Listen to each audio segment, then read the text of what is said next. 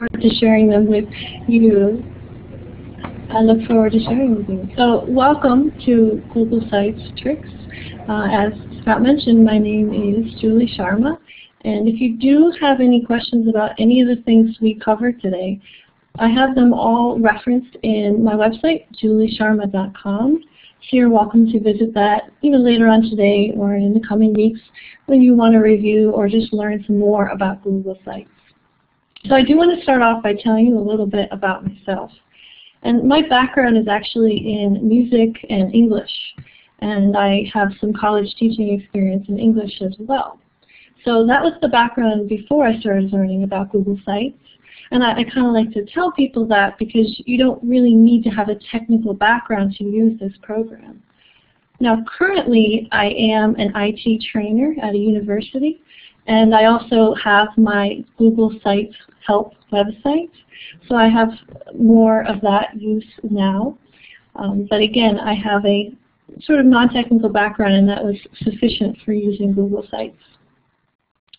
So what I'd like to do today is to give you some tricks for getting started organizing and designing Google Sites. Now Julio, as you're with us today, perhaps you could let me know in the chat box whether or not you have used Google Sites at all. Give me some context here for where you're coming from. But in the meantime, I'll reiterate that all the topics I showed you are going to be available on my website. So if you want step-by-step directions or anything like that, you can always find them there.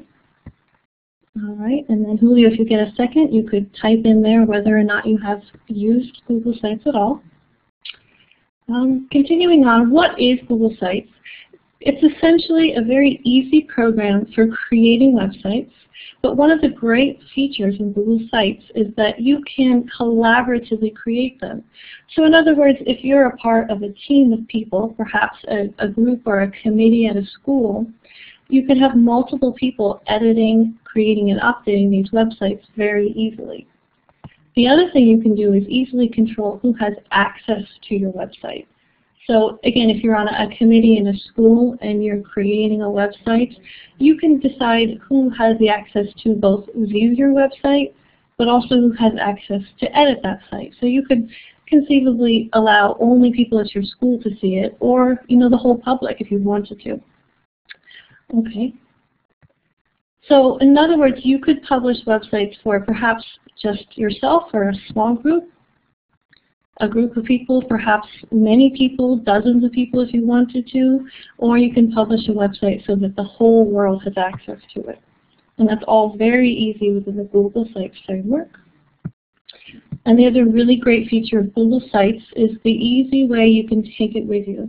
So if you are in a school, and if you leave that school, you can actually take your site with you. It doesn't stay at the school behind you. You have easy access to take it with you, and you can learn more about that at dataliberation.org.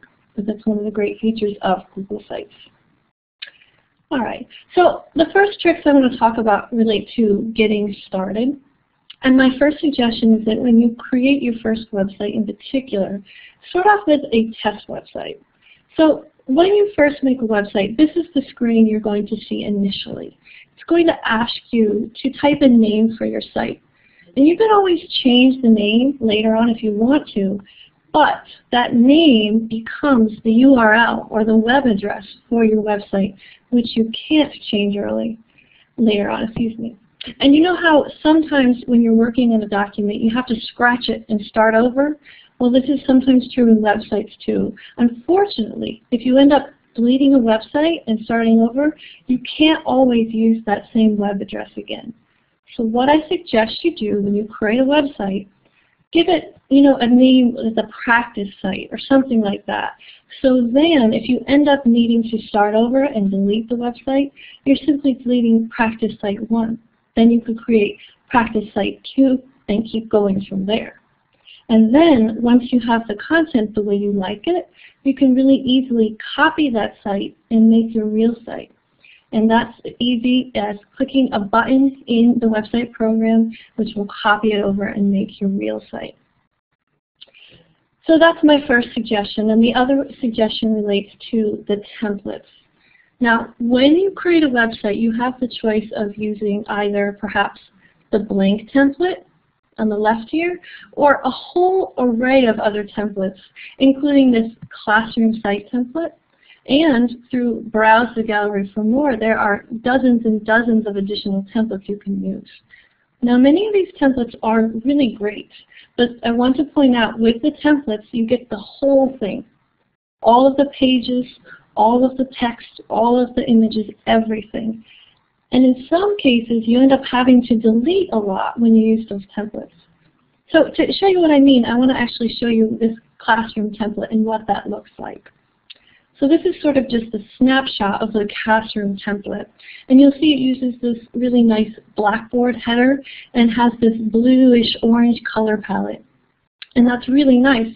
But you'll also see all of these items on the left side are all pages. So let's say you decide you don't want all those pages, you'll have to go through and delete them all. And in some cases that's fine, but I want you to know that you don't have to use the whole template if what you really want is the colors and this Blackboard header image. If you really just like the color palette and the image in the header, for example, you can actually get those later on if you add the template as a theme. So in other words, when you're making your website, start off with this blank template. And then once you have some of your content, you can go into the settings, and there's an option to browse more themes. And once you click on Browse More Themes, you're going to see a screen like this, which is going to allow you to apply the colors, the header images from those templates to your website without giving you all of those extra pages. So this is a really great tool for applying those color schemes that people have in templates without getting all of the data. All right. So just to remember, when you're starting off, I really suggest that you create test websites and then copy them to the real site, and that you use either a blank or perhaps a simple template, and then you can always apply the colors and the fonts from the template as a theme later on. Okay, now Julio, if you had any questions about either of those getting started topics, please feel free to type them into the box there. And if not, I'll continue on with my next topic of organizing. So when you first create a website, you click on the Create button, you're going to see something like this. You'll simply see the name of your website, the home page, and some navigation options here. And up in the top right corner, you'll see these 4 buttons. And sometimes it's sparse looking and it's hard to know where to start when you want to edit your page. So the real trick to this is knowing the difference between editing one page versus your whole website. So in other words, when you're editing one page, you're going to be editing the title of that one page, home in this example, or the text and the images that appear on this one page. Now, as opposed to editing the whole site, in which case you'd be editing the name of the entire site and things like the navigation options for that site. So the way this works is that when you want to edit just that one page, you're going to click on the pencil button, and that will show you this display here, which is just simple editing options. And if you're familiar with Google Docs at all, it's a very similar option bar that you'll see in Google Docs. And this would allow you to add text and format it on your page, and through Insert you can add images and other items as well to your page. Now there's a couple other options for editing one page available through the More menu. When you click on More, you're going to see this menu selection here, which you see divided into 3 sections: Page Actions, Page Templates, and Site Actions. So, of course, the top 2 sections would relate to just that one page. And in particular, I want to point out Page Settings. And Page Settings will give you the options on the left here. And in particular, a lot of people look for this option of comments. And you can see that if you want comments on a page, you'll simply make sure that that box there is checked. Now, when you want to edit the entire site, again, that was the name of the whole site, the navigation options, things like that, you will click on the More button. And this time, you'll stick to the bottom selection here of Site Actions. And again, these will change your entire site. In particular, I want to point out the option for Manage Site. And when you click on Manage Site, you will see this menu to the left here. And this is a lot of different things that you can modify in your site. And I'll point out just a few of these now. If you remember in the beginning, I talked about how you can easily copy a test website in. And that's available from the General section of Manage Site. And I also mentioned how you can use a template as a theme, and that's going to be available from the Themes area of the Manage Site. Okay, so the other topic related to organizing is page templates.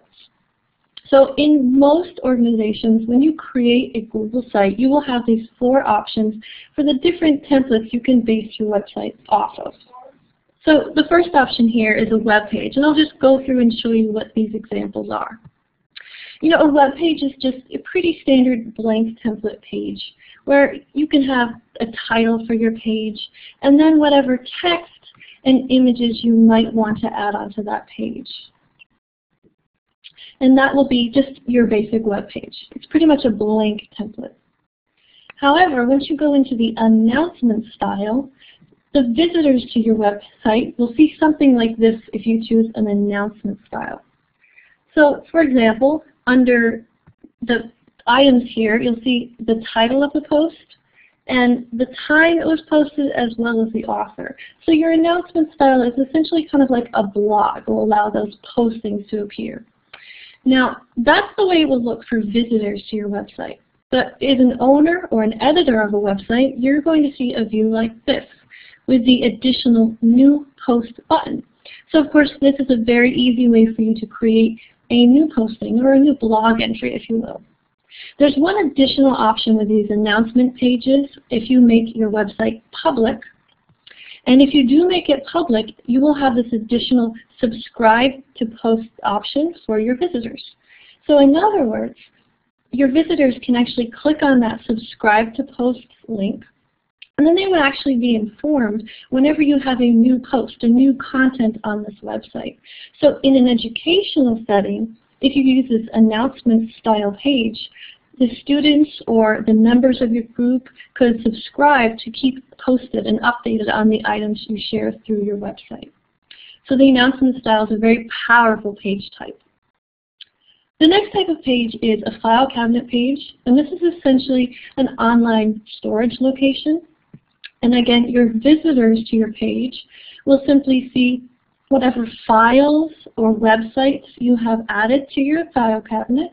And if they are organized into folders, they will see that foldering system as well. And then, of course, you'll notice that for websites, there will be the option to view that link. Or for files, there'll be an option to actually download that file. So again, if you're working with a group, you can have worksheets, handouts, informational flyers, whatever type of documents you want stored and accessible online, you could use this type of page. So again, this is the visitor view, but if you are the owner or an editor of a website, you're going to see these additional options here, which really easily allow you to add items to the page and organize them into folders if you choose to. So the next type of page is the list type page, and visitors to your website will see these columns of items and rows with information in them. And of course, they will have the option to sort by whichever column they'd like to help see the data the way that's helpful for them. As an editor or owner of a website, you'll have the additional buttons of Add Item, which will easily allow you to add items to that list, or this Customize List option. And so you can actually specify what columns you want to show, what kind of data you want to have in them. So in this list here, I've kind of used this as a homework list, and so then it can be easily sorted by due date or perhaps by type of assignment. And this can be a great way to put assignments up on a website or deadlines, something like that. It's a great website type. Now, if you would like to create a new page with a template, you simply click on this page plus sign button, and that's the new page button, and then you'll see the options of which type of template you'd like to use. And again, those 4 options we just discussed are there. Now alternatively, if you have an existing page and you'd like to change the type of template, that's available through More. And you might remember from earlier the page template section here in the middle. There's an option here to change the page template for the existing page. And again, that pop-up will give you the options to choose what type of website you'd like to change that to. Now, one other option you have with templates is creating your own custom page template. So if you spend a lot of time setting up a page just the way you want, perhaps it has an image, a logo, or something like that that you'd like to appear on all of your pages, you can save it as a template, so in the future, your new pages you can choose to base off of that page.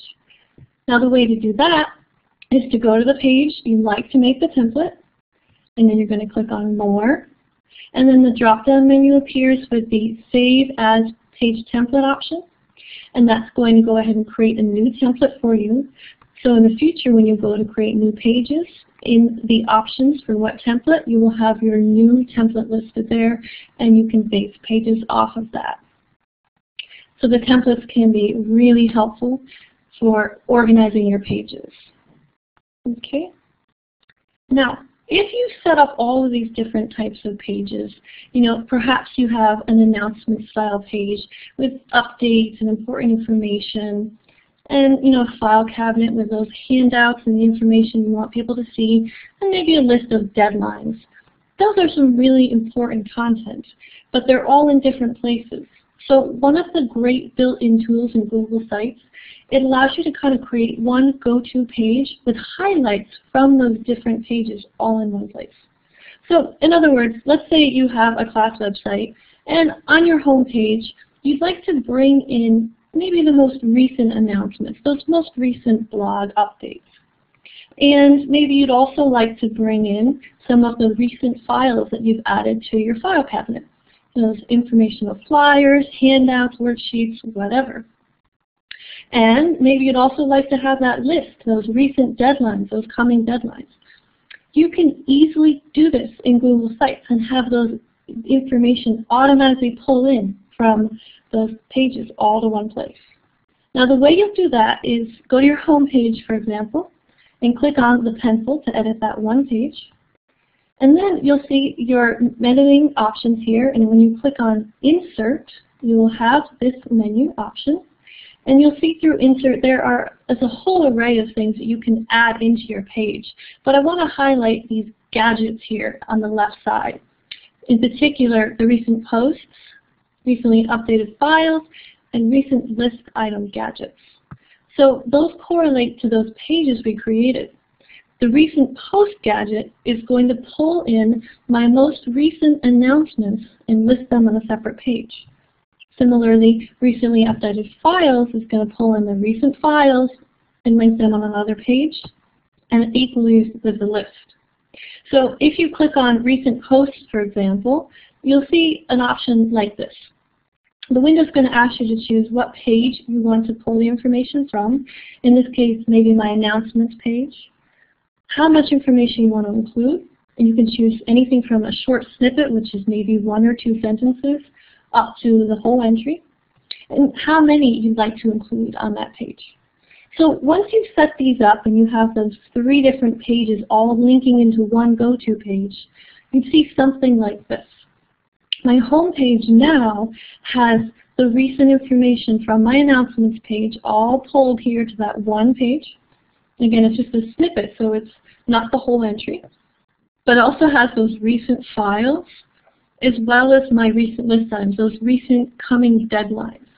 So this is a really powerful way to help people who come to your website see at a glance what's new, what's the important thing they need to go to. And then, of course, they could click on any of these entries here to jump to that section of your website directly. So the go-to page is really powerful for organizing your site. Okay, so just to summarize the ways you can organize, remember when you're trying to figure out how to navigate editing your website, just remember that editing one page is different from editing your whole site. Also remember that you can make use of those powerful page templates through the More menu. And you can use editing a page through the pencil and then the Insert menu to really easily create that one go-to page that has data from all the other pages in your website. So were there any questions about any of those organizing topics before I jump into designing?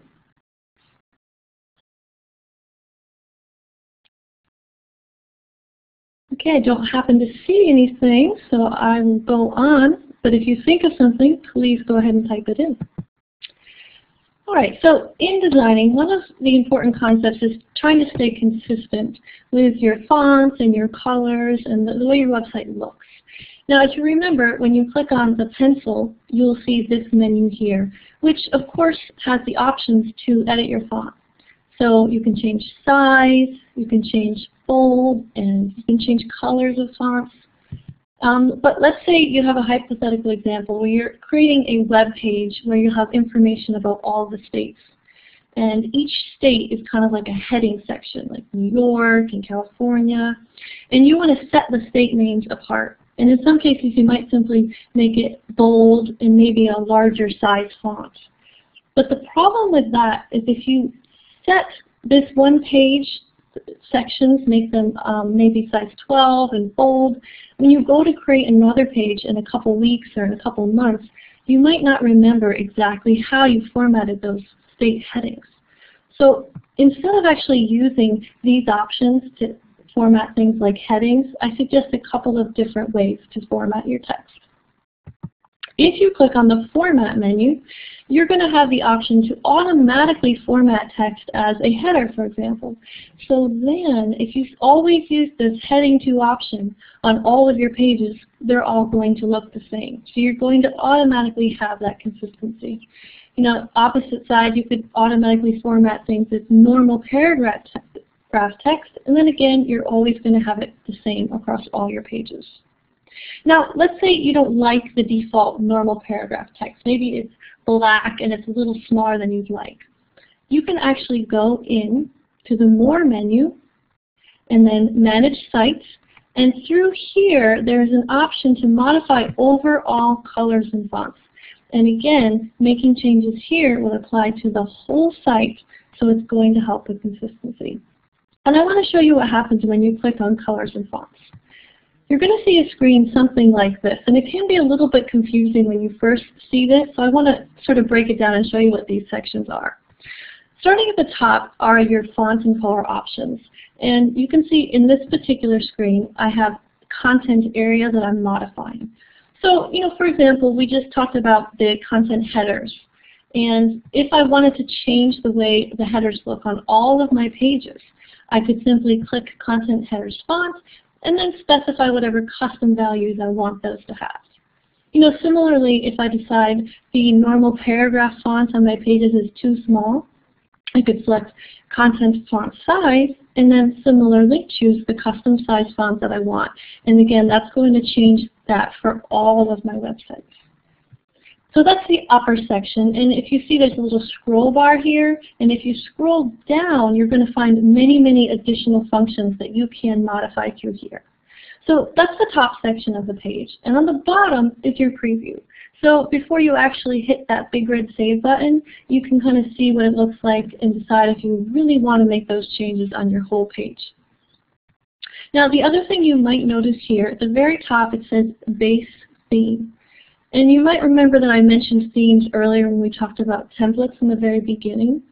And one of the other ways to kind of change your overall color palette is through themes. So if I go ahead and click where it says Blank Slate, it's going to open up something like this, where I have additional options for color palettes or themes. And you'll notice that some of them even have, you know, images and pictures behind your text. So if you want to, you could change the whole setup of your website as far as colors and fonts through one of those themes. And again, it's going to be consistent for you. Now there's one other way you can change the colors and fonts throughout, and that is through this option of Browse More Themes. I mentioned this earlier today when we talked about templates, and you can actually apply the colors and fonts from the template through here. So if I click on Browse More Themes, it's going to pull up this window here, and you might recognize that classroom site we saw earlier. So if I wanted the color palette from the classroom site, that Blackboard header and the blue, green, orange color scheme, I could simply click here to apply those colors to my website. And again, that would not give me all of the pages and all of the text from that template, just the color palette. Okay, so those are really great tips for working with uniform colors and fonts on your websites. And then I want to talk about your page layouts next. So there are some preset layout functions built into Google Sites that make it easy to arrange elements on your page. So if you remember earlier, we talked about having a go-to page where we kind of just stacked up these different elements so that we have, kind of like a layer cake going on here. We've got the announcements on the top, files in the middle, and list items on the bottom. But sometimes you don't want just to have things stacked. Maybe you want something over on the left and something on the right with some spaces throughout. And this you actually can achieve pretty easily with the preset layout options. So I'll show you how to access those. From the page you'd like to modify, of course, you click on the pencil. And once you click on the pencil, you will see that same menu. And then if you click on Layout, you will see these different options for how to organize your page. Now, in general, most of your pages will start out as one column, just a simple page format here. But to help get that effect I just showed of that go-to page with elements on the left and the right, I might choose this 3-column setup. You could choose any one you want, but if I choose that 3-column setup, I'm then able to achieve this kind of structure where I have an element on the left, some space where I could add text or images in the middle, my recent files on the right, and then those list items will appear on the bottom there. So you can use those layouts to help organize things on your page more easily. Now, if you get a page set up just the way you want, and if you remember earlier we talked about creating custom templates, well, you might want to create a custom template once you have that page set up just the way you want. And again, you can access them by clicking on More, and then Save as Page Template, and then you'd be able to save that as a template so you can start from there for future pages. Okay, so the next feature I'd like to talk about is the concept of creating wiki spaces. So I want to kind of give you an example before I tell you more about this. Let's say that you have a group of students and you want to create a website for them. And perhaps most of the pages in your website, like the home page, the file cabinet, the list, most of those you want your students only to be able to view. In other words, you don't want them to be able to modify anything. But you'd like that announcements page to be interactive, maybe more like a wiki, where all the students can contribute to it, but just that one page. And this is actually something you can achieve in Google Sites, so that you'll effectively create one page of your site that's a wiki that many people can edit, while the rest of it is view only. So if you want to set this up for your website, you go into your website and you click on that big blue button in the top right corner, that Share button. And once you click on the Share button, you're going to see the sharing settings. Now, when you first create a website, most of the time you're only going to see yourself there, and it will show you as the owner. But if you'd like to have other people who can view your site, you simply add their email addresses to the bottom. Or if you have an email address that represents a group of people, you could add that here. So I've added this 101 class here. And once you add that group in, you'll see they appear in the main area. And then you probably want to give them access to view. So the way this setting is here, those 101 class, that group of students, they'll have access to see my whole website. But if I want to give them access to have more on one page, I need to click on Enable Page Level Permissions. This is going to allow me to specify access for specific pages. Now, once I click on Enable Page Level Permissions, I'm going to see the list of all of my website pages on the left. So I have my home page, the announcements, the file cabinet, all those pages we talked about. And so what you're going to do is simply select the page you want to modify, that announcements page in this case. And then on the right, I'll click on the button Change, and that's going to help me change the settings for this one page. And once I click on Change, I will have the permission settings for that one page. Now, instead of using the same permissions as the home page, I'm going to click here where it says Use Custom Permissions, and that's the secret here. Once I click on Use Custom Permissions and click Save, I'll be able to go in and change so that my class, that 101 class, for this one page, I'll change it to Can Edit. That's giving all of the students in that group access to modify just that one page. So this is a really great tool, really great tool. All right, now I'm going to show you what that looks like. Once I go here into that announcements page that I've set up, remember that in the past only the editor, the owner of the site, had the new post option. But now, once you've set up these permission settings, all of your students, when they sign in, they will all see the new post button, and they will all be able to add posts to that page. And then, of course, for each of the students' posts, you'll have the title of the post, the time it was posted, as well as who posted it. So you'll always know who did what on your page. Now there's one other feature with these. If I were to click on one of these entries, it's going to open itself up in a separate page. And again, I have the name of that post, who posted it, when it was posted. In addition, anytime it was updated, that's also listed. So that's really helpful information. But on the bottom, you have the options for comments. This can be a really great way to get a dialogue in your site.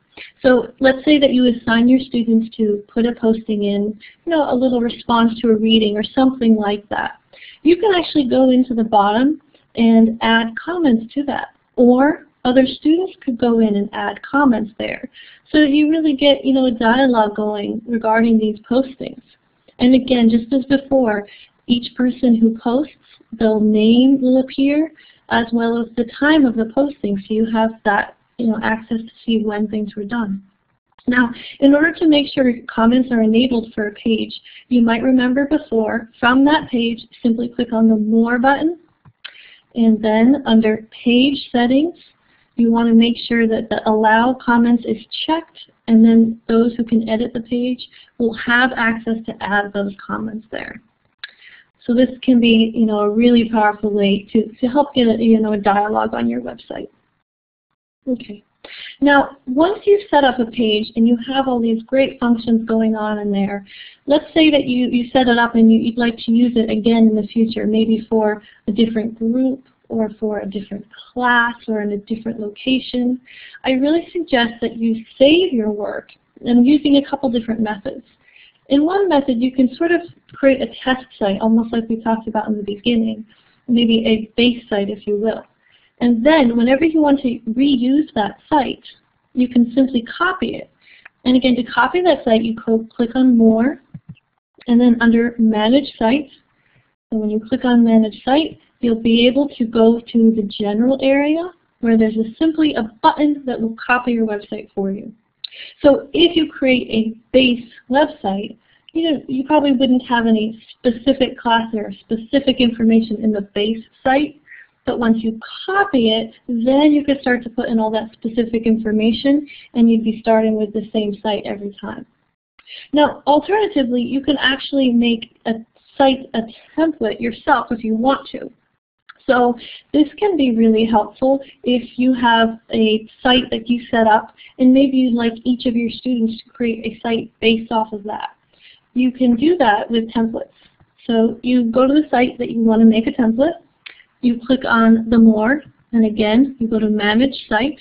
You might gather by now that Manage Site is quite important. Most of the functions are through there. And again, in Manage Site, when you go to the General section again, there's an option here to publish this site as a template, and then your other students or yourself or other colleagues would be able to go in and base their own sites off of the template you created. Now this can be really helpful also if you're in a Google Apps domain, if you're in a school district that uses Google Apps. You can create templates for your school so that anyone in your school but no one outside can use. You know, if your school has a particular color palette or a logo, you can incorporate all of those things into this template if you wanted to and make it available for the school. So those are some good ideas, good things to do, you know, just to save it so you don't have to reinvent the wheel every time. All right, so just in summary regarding designing, remember to have consistent colors and fonts. When you click on the pencil to edit your page, consider clicking on Format and using the built-in heading and normal paragraph formats to help keep your pages more consistent. Also remember that through More, under Manage Site, you do have the colors and font settings where you can modify colors and fonts for the entire site, which again is going to help you with that consistency. And when you want to help organize an individual page, the layout options can be very helpful. Click on the pencil, and then under the layout menu, you'll have access to those various options for laying out one page. And if you want to change the way your website is shared, or perhaps set up one page that's a wiki of sorts, you will do that by clicking on the blue share button. And then to set up that one page specific option, you will click Enable Page Level Permissions to access that. And finally, save your work. Don't reinvent the wheel every single time. Either copy your site or publish it as a template for yourself so you can make use of the design, the layout, the setup you have for one page on the website in your additional pages. Okay. Now, were there any questions about any of those design aspects? If so, I'm happy to answer them. Okay. Well, that is my presentation for today. Hopefully you got some great tricks for getting started with your Google Sites, organizing your Google Sites, and working with design tips on Google Sites. And I want to reiterate that all of this information is available on my website, juliesharma.com. And if you go directly to juliesharma.com/teaching, you'll find that. And I'll actually go ahead and take a moment to show you that now, so that you can see what it will look like and where to find that information. So let me actually jump into that page. And this is my website. This is juliesharma.com. Type that into the chat box here. Okay, so on this page, there's several different options here. At the top, you notice there's Google Sites instructions, and you can browse through them for various topics in Google Sites. I also have website templates that you're welcome to use, and those are available through the website link. And I have this Tech for Educators option. And I want to jump in here to show you, where you can review what we've just talked about. So you might recognize some of the elements on this page. I did build this website in Google Sites, and I used many of the tools I discussed with you today. So in particular, I'll point out this second posting here, Getting Started with Google Sites. And this is kind of a review of all the elements I just talked about today. So the concept of starting out with a test website, how to use various templates, organizing navigation, page templates, the concept of a go-to page, formatting, and page layout. So each of these topics here has links into the step-by-step directions on how to achieve what I discussed today. Okay, I see Scott asking about appointment slots link. Let me jump back to that. He's pointing out this topic here of appointment slots. And this little blog posting is about using Google Calendar appointment slots for scheduling. Yes, Scott, that's what it is. So you can click on that to learn more about achieving that. All right. Now, finally, I want to show you also that this topic here about creating wiki spaces. That was when I discussed making the announcements page editable by your students. And again, if you click on this, it's going to open up step-by-step directions of how to achieve that, as well as some screenshots helping you know where to click. And I'd also like to show you those templates. And again, a lot of these are available for you to use. So if I click on Website Templates and Design at the top, you'll see kind of a portfolio of templates in here. Now, the first two templates are specifically designed for educators. And I can simply click on this to actually open up that template and view it. This is an educator template I set up with a lot of those automatic go-to page elements that I mentioned in the training. So for example, the concept of having the blog postings, the deadlines, as well as recent links all pulled to one site on the home page. And if you wanted to, start and base a website off of this, you can simply go to my website, click on this, and then at the top click Use this template, and then it's going to set you up to create your own website off of this template. So there's a lot of tools on there. Feel free to explore. And if you have any questions at any time, there is a contact form here, and I'd be happy to help you out going forward as well. All right. So Scott or Julio, if you had any additional questions, please let me know. Otherwise, that was all for today. Thanks, Julia. We've delivered on our promise of priceless professional development in less than an hour, and I think that this archive that we'll make available at the Wiki will be very, very useful. I know it will be for my adjunct teachers here at the MNPS Virtual School. And I guess, Julio, unless you have further questions, we're going to wrap it up. And I'll make haste to post the link to the archive at the Wiki. It takes a little while to render, so it'll be up in an hour or so, and I'll be sure and share the link with you. Julio, if you'll give me your email address in chat, I'll be sure and email you that link, or you could just check at the SIGOL, S-I-G-O-L, ISTE Wiki, and that's sigol.iste.wikispaces.net. I'll type that in here for you. Yeah, and Julio was just asking about the cost of these websites, and creating a Google website is free. The only thing you notice that my website I listed at juliesharma.com. I had to pay for that actual location, but if you choose to keep your website within Google Sites, there isn't any charge. And I can go ahead. And you just bought the domain for that, right? Yeah, I just bought the domain. I can actually show you what it looks like. When you want to create a website, you just sign into your Google account. You can see here I'm signed into my Google account.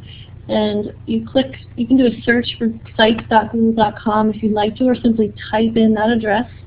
And then all you do is click on Create, and that's it. You're in the creation program, no fee, no cost at all, and you get your website. And easy as pie. Yeah, easy as pie. And then if you create a website within the Google Sites domain, if you look at my web address here, you'll see sites.google.com/site/// That's what your website would look like, and that is for free. If you want it to be at your own domain like I had for juliesharma.com, there's a fee for that, but otherwise it's free. Yeah, Julio, good luck. I hope you get in there and start creating some websites. I make it look so easy. Julie, thank you. No, you're welcome. Excellent, excellent. Yeah, good. I hope it was helpful, yeah. I think it will continue to be helpful. Thank you so much. And we're going to wrap it up now, and I'll make that link available and make sure that it's on the Wiki. Happy holidays to everybody involved. You too. On behalf of SIGOL and ISTE, and thanks to the MNPS Metro National Public Schools for providing the Blackboard Collaborate space, I'm signing off. Scott and Eric for SIGOL. Thanks again, Julie. You're welcome. Thank you. Goodbye. Bye.